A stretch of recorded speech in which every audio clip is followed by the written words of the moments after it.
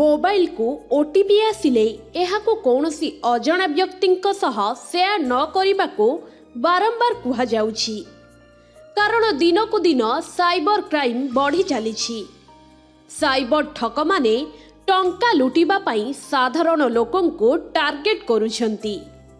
आउ सुजोग पाइले लोकों ठारू लक्ष लक्ष टंका लुटि नेउछंती। तेबे क्रेडिट कार्ड रो लिमिट वृद्धि करिबा पई जणे व्यक्ति को एक घरोई बैंक रो जणे महिलांकर फोन आसीथिला। आ व्यक्ति जनक तांको मोबाइल को आसीथिबा ओटीपी देबा परे तांको अकाउंट रो गायब होई गला 35,000 टंका।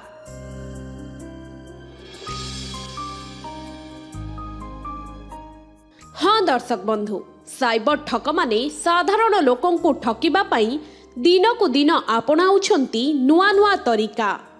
आउ लोकों को मिछ कही तांको ठारू ठकी नेउछंती लक्षाधिक टंका।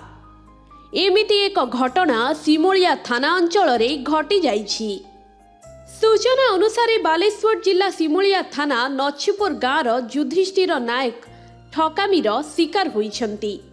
युधिष्ठिर को गत शनिवार संध्या 5टा समय रे एक फोन आसीथिला। बैंक क्रेडिट कार्ड रो लिमिट वृद्धि करिबा पई जणे महिला युधिष्ठिर को फोन करिथिले। आउ कार्ड रो लिमिट वृद्धि करिबा पई युवती जनक युधिष्ठिर ठारू ओटीपी मागिथिले। ओटीपी मागिबा सह कार्ड रो नंबर भी मागिथिले महिला। तेबे युधिष्ठिर महिलांक उपरे विश्वास करी ओटीपी देबा सह क्रेडिट कार्ड नंबर भी देइथिले।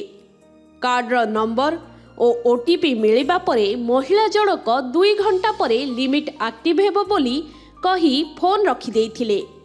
किंतु 2 घंटा परे युधिष्ठिरंक अकाउंट नंबर रो 35,564 टंका कटि जाइथिला।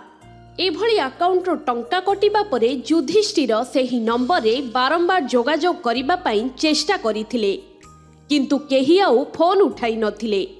आउ शेषरे युधिष्ठिर सिमोलिया थाना रे पहुंची एभली घटना को नहीं अभियोग करिसंती। युधिष्ठिर से ठक को धरिबा सह न्याय पाई दाबी करिसंती।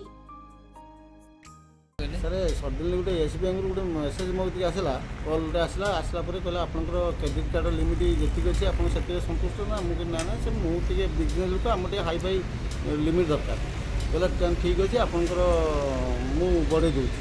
आगुरी विश्वास थे से एस बैंक आसिक से कॉल कि मु कार्ड भी बाहर करथि।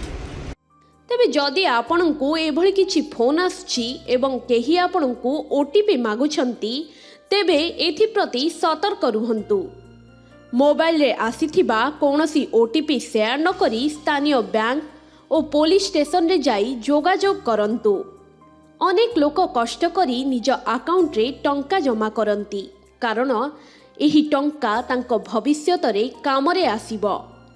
किंतु एही ठक माने लोकों को जमापुंजी को क्षणिकरे लुटि नियंती। तेबे एथि प्रति सबुबेले सतर्क रुहंतु। सोररू कैलाश चंद्र दास को रिपोर्ट, के न्यूज ओडिशा।